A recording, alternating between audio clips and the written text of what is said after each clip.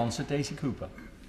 Thank you, Mr Deputy Speaker. I'd like to extend my sincere thanks to the Honourable Member for Liverpool Walton for leading this important debate, and to the Honourable Member for Chatham and Aylesford for co-sponsoring the application. I'd like to pay tribute to both members for sharing their own experiences and that of their constituents in such an incredibly powerful way. I'm also incredibly grateful to the Relatives and Residents Association, the Rights for Residents Group and John's campaign, their endless determination to highlight this glaring gap in the law to protect some of our most vulnerable at their most vulnerable has been critical in securing this important debate.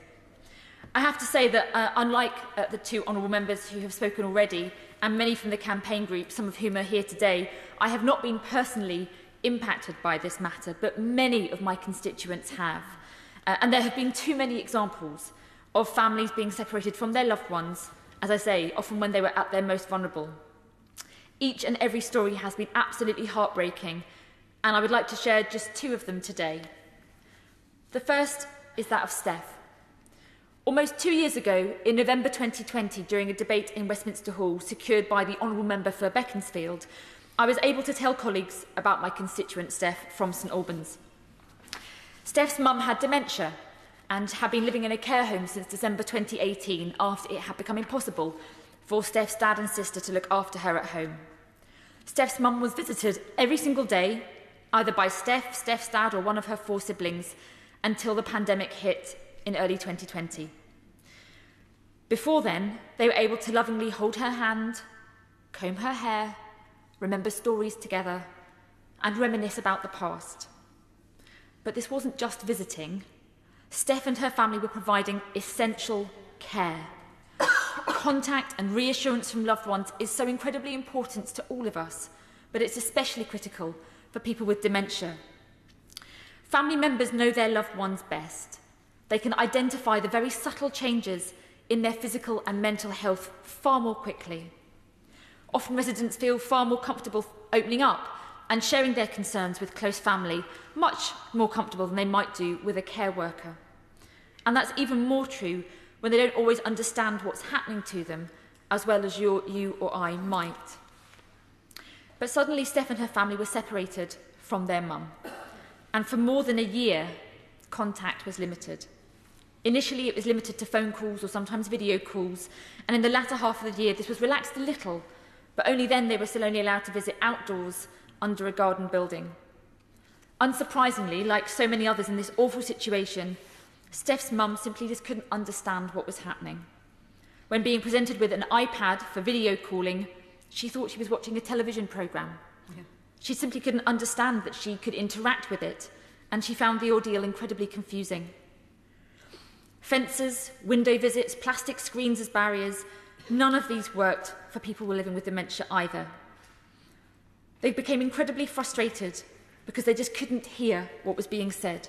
Sometimes they just simply couldn't recognise their loved ones at all at such a distance. Others just simply couldn't comprehend what was going on. Some felt like they'd been put in prison. In early spring 2021, Steph's mum's condition deteriorated. She was moved to a hospice where family members could finally spend time with her and be close to her, comfort and care for her. And sadly, she passed away in April last year. After such a long time of being physically separated from her mum, Steph says that she was, in a sense, almost lucky that in a different setting, she and her family could actually spend time close to their beloved mum at the end of her life. But too many others have been denied those precious final moments together. I'd also like to talk about Lynn, because we know that these restrictions haven't just been limited to care homes. Dementia patients and the vulnerable were prevented from seeing their children, spouses and carers in other health settings too.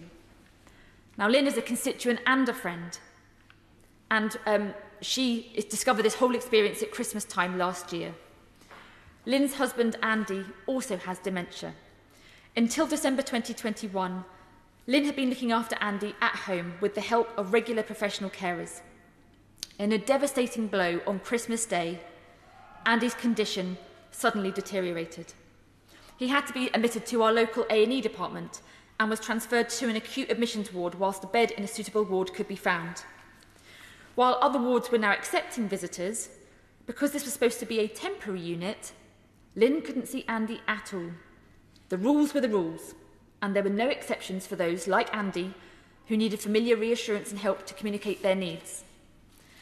As it turned out, because of a lack of suitable beds, Andy spent almost 2 weeks in this area. And it wasn't until Lynn contacted me and I intervened by contacting the hospital management that she was allowed access to her husband, Andy. Now, we all know that the NHS was and continues to be under considerable pressure, but a lack of suitable one-to-one care with somebody who Andy trusted had devastating effects. Lynn was utterly distraught by his very dramatic and sudden weight loss in the days that she was separated from him. And eventually, after further direct contact from my office, the ward sister finally agreed that Andy's professional carers could also visit. We all know that dementia is sadly a progressive condition, but neither Lynn nor I were in any doubt that the pace of his deterioration in those days over Christmas last year was hastened by the lack of contact with those that he loved and trusted. He had been denied access to his essential caregivers. Now Andy is in a care home, and when I spoke to Lynn last night, she simply said this: "It's so important that people in care homes have access to their loved ones. Andy isn't ready to be stuck there until he dies without love and physical contact. The humanity needs to come back into care." Now, Mr. Deputy Speaker, we have come a long way since last Christmas and even longer since the beginning of the pandemic. But as winter approaches, the NHS and care settings are once again expected to struggle with a surge in COVID cases, and it is not inconceivable that what happened to Lynn and Andy could happen again, to them and to many others. We now understand much more about effective infection control with COVID. We regrettably now also understand from very harsh lived experience the impact of separating those with dementia from their loved ones and essential carers.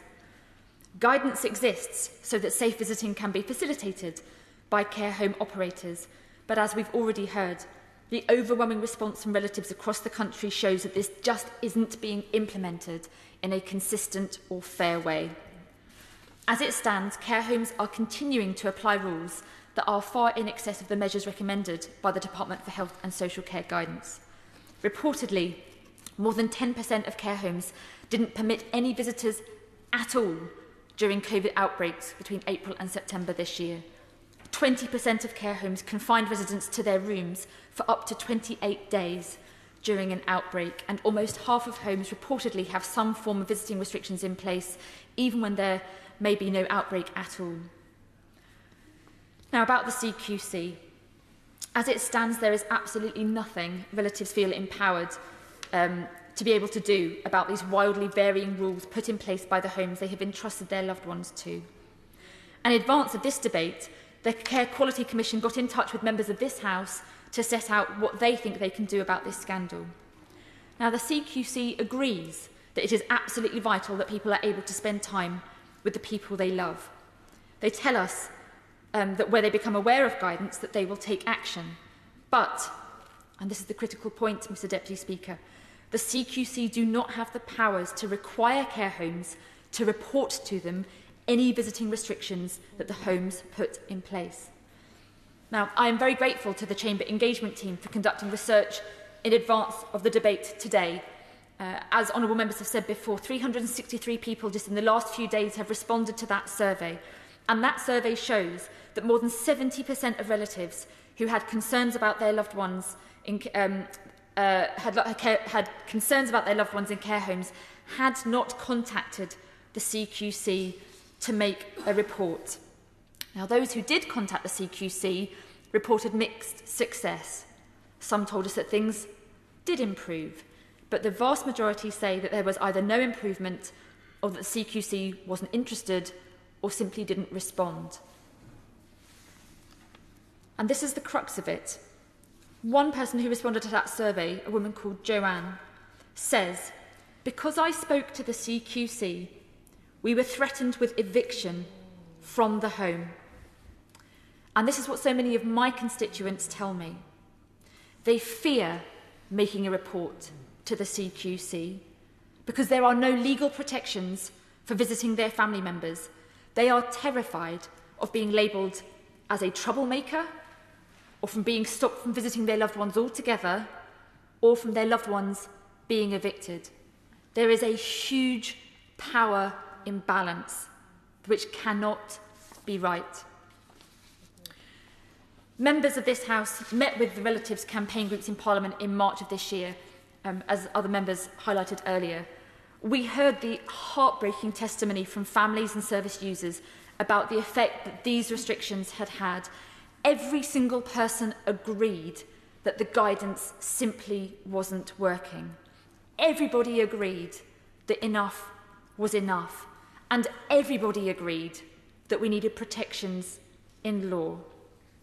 Everyone, Mr Deputy Speaker, except the Minister at the time, who had unfortunately not been able to make it until the very end of the session with a pre-prepared speech, and who hadn't heard the powerful and harrowing testimonies of those people who attended, many of whom are in the public gallery here today. But the Minister is here to hear some of these powerful testimonies now. And I hope that she will conclude, like we have, that the evidence is overwhelming.